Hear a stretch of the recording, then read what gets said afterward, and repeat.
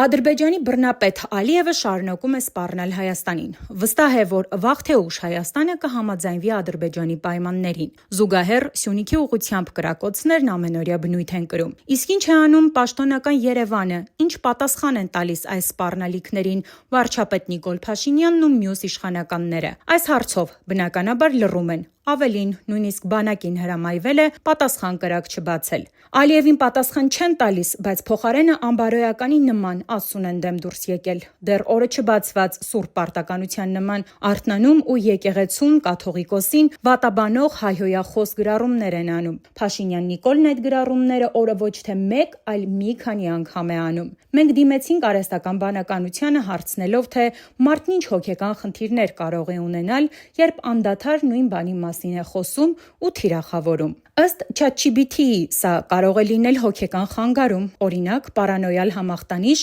որն արտահայտվում է հուզական լարվածությամբ, կապված զառանցանքի բովանդակության հետ եւ զառանցանքային վարքի հետ։ Այն սովորաբար սկսվում է մոնոթեմատիկ համակարգված զառանցանքով։ Նախ ձևավորվում է ներքին անհանգստության անորոշ վիճակ, վատի կանխազգացում, վտանգի եւ թշնամանքի զգացողություն հիվանդին շրջապատող իրականության կողմից։ Այս երևույթը կոչվում է զառանցանքային տրամադրություն։ Այնուհետև սկսվում է զառանցանքային ընկալման փուլը, որի ժամանակ անորոշության զգացումը դառնում է ավելի կոնկրետ։ Հիվանդը սկսում է սևեռվել առանձին երևույթների, փաստերի, օբյեկտների վրա, որոնց տալիս է իրականությունից հեռու հակասական գնահատականներ։ Հաջորդ փուլում հիվանդը սկսում է մեկնաբանել եւ ախտաբանական բացատրություններ տալ զանազան երևույթների, փաստերի, այդ փուլը կոչվում է զառանցանքի բյուրեղացում, երբ հիվանդը իբր գտնում է պատասխաններ իրեն մտահոգող հետեւյալ հարցերին՝ ով, ինչու եւ ինչ նպատակով։ Եթե ուշադիր հետևում ենք եկեղեցու դեմ Փաշինյանի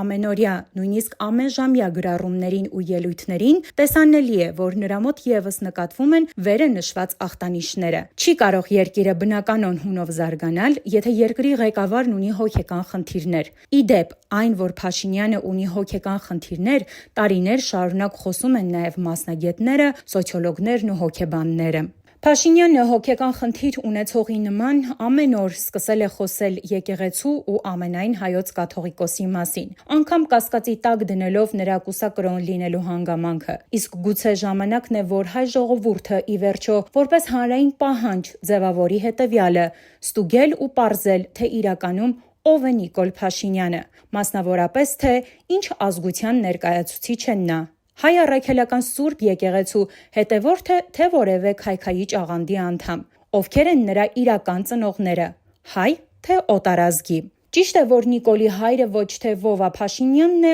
այլ ազգությամբ թուրք մեկը, գուցե ադրբեջանական Ղազախ բնակավայրից։ Ինչ կապ է ունեցել նա կամ իր մայրը Էլչիբեի հետ։ Ինչ հոգեկան խնդիրներ է ունեցել եւ ունի Փաշինյան Նիկոլը։ Որքան ժամանակ է նա բուժվել հոգեբուժարանում եւ ինչ հիվանդությամբ է տառապել կամ տառապում։ Ճիշտ է, որ ծնվել է հենց հոգեբուժարանում եւ իր կյանքի 6 տարիներն անցկացրել Իջևանի հոգեբուժարանում։ Այս եւ այլ հարցեր արդեն 7 տարի անդադար հնչում են մեր ժողովրդի կողմից։ Սակայն առ այսօր Փաշինյան Նիկոլը չի տվել դրանց պատասխանը, ինչը պարտավոր էր անել։ Հիմա, երբ արդեն առանց հոգոց հանելու հանձնեց հայկական Արցախը, Հայաստանից որոշ տարածքներ, փակել է հայ գերիների թեման, ճիշտ ժամանակն է, որ մեր ժողովուրդն ի վերջո հարց հնչեցնի, իսկ ով է այսօր զբաղեցնում իմ պետության, Հայաստանի Հանրապետության վարչապետի պաշտոնը։ Յուրաքանչյուր հայ մարդու, Հայաստանի Հանրապետության քաղաքացու իրավունքն է հստակ տեղեկացված լինել, թե ովքեր են